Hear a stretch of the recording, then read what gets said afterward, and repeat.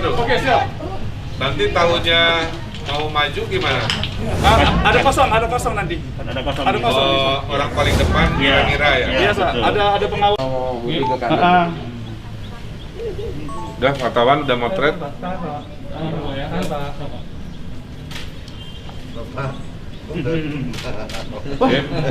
Ini ditutup. Ini foto Ini dibuka, ini ditutup. Saya di payung Imam.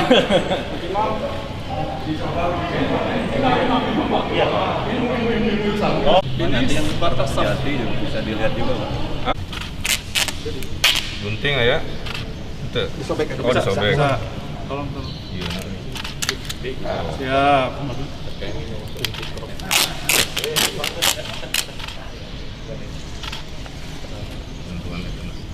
Iya, ada sih. Iya, Pak. Biarinnya mundur deh. Oke. Udah siap. Ya. Oke.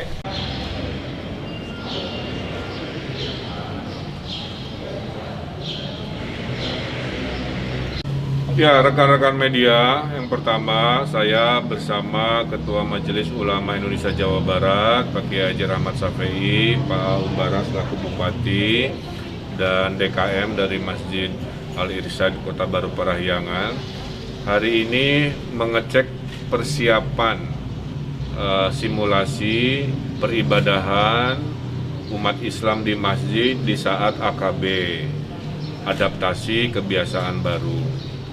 Nah, hasil evaluasinya yang dibolehkan memulai AKB ada 60% daerah atau 15 daerah, dan yang masih harus melanjutkan PSBB skala parsial atau proporsional itu ada 12 daerah atau 40%. Jadi masjid-masjid pun sama ya, yang sepenuhnya diizinkan untuk beradaptasi ada di 60% masjid yang ada di Jawa Barat.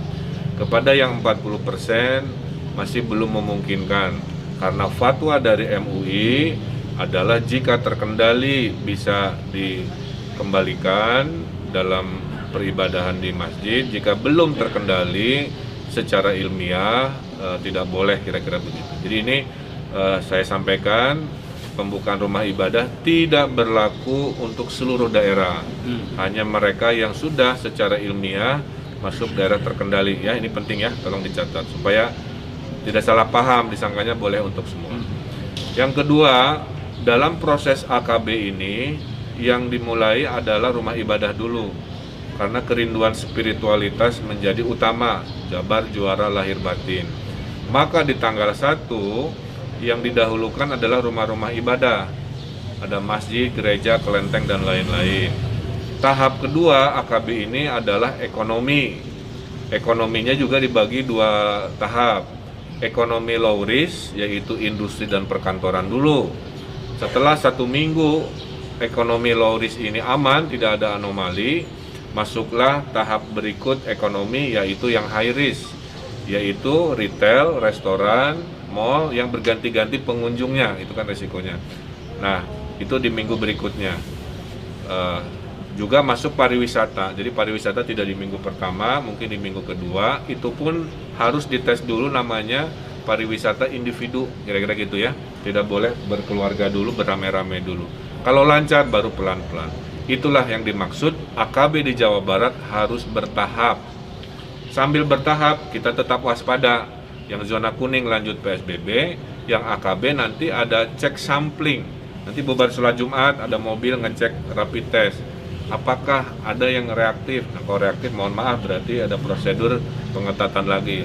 Mudah-mudahan tidak reaktif kan begitu, sehingga berikutnya dan sholat Jumat minggu depannya boleh diizinkan. Itu doa saya. Kenapa religius ibadah didahulukan? Karena Pemprov Jawa Barat taat pada fatwa ulama, ya.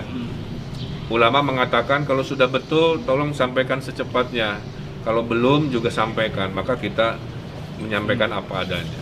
Apakah akan berhasil? Wallahu alam. Kalau masyarakatnya disiplin, insya Allah kita akan terbiasa dengan kebiasaan baru. Tapi kalau nggak disiplin, nanti buka tutup masjidnya, itu yang kita tidak inginkan. Kira-kira gitu secara umum ya. Nah, sekarang masjid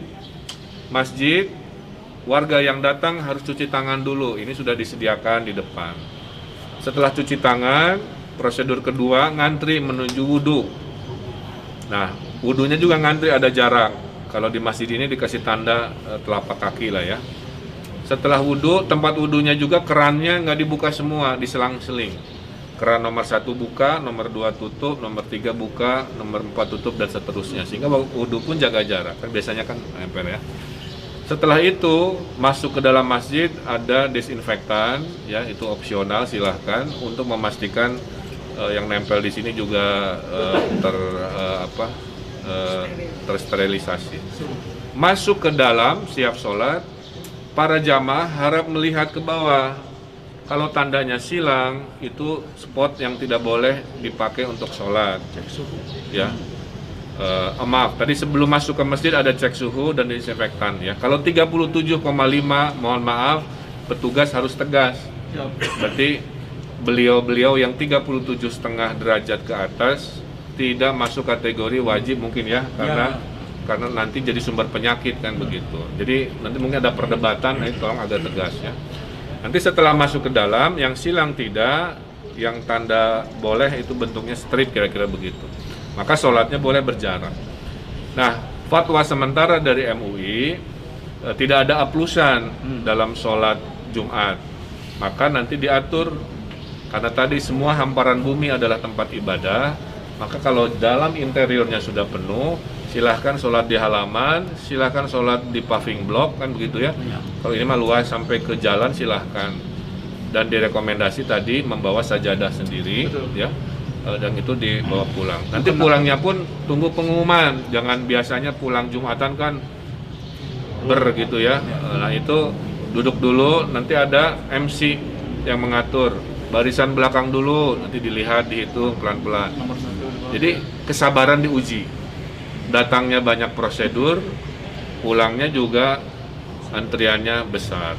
Nah ini tidak nyaman, tapi inilah cara paling baik menyeimbangkan antara protokol kesehatan dengan syariat peribadahan. Sebelum di sini saya tadi juga datang ke gereja Pantai Kosta di Padalarang.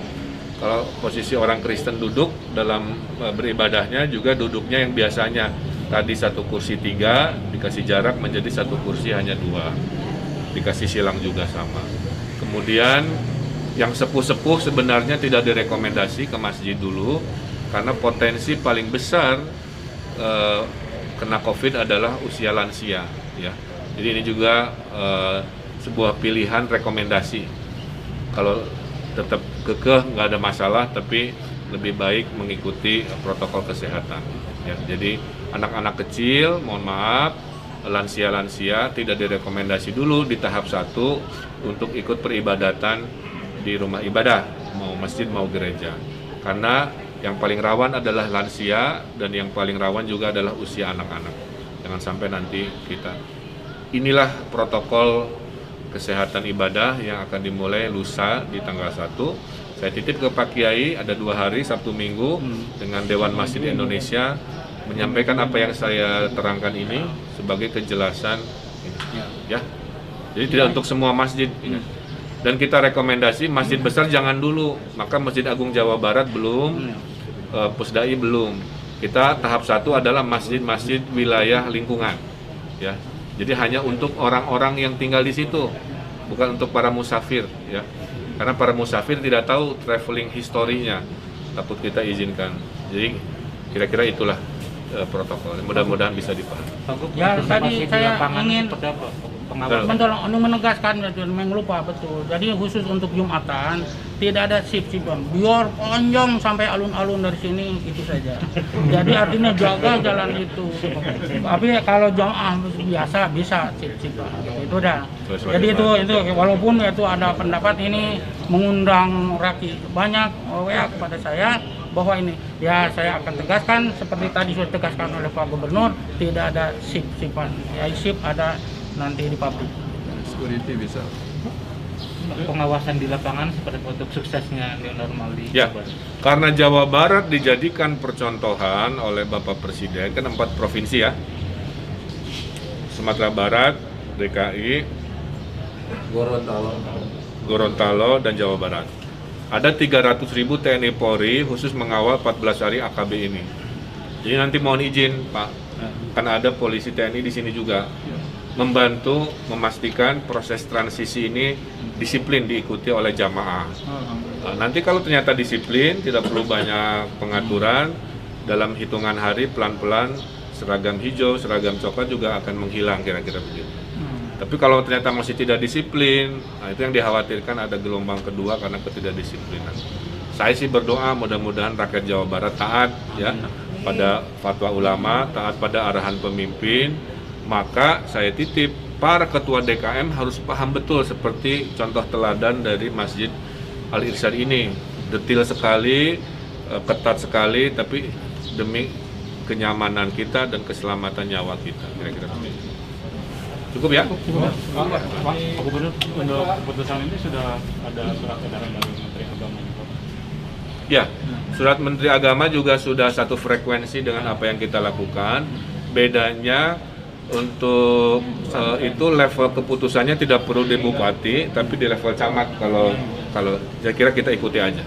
Jadi nanti kalau ada apa-apa, ini ada apa gitu, jangan langsung ke Pak Bupati ya, tanya ke camat dulu, karena camat yang bertanggung jawab nanti menjelaskan seperti yang Pak Gubernur jelaskan.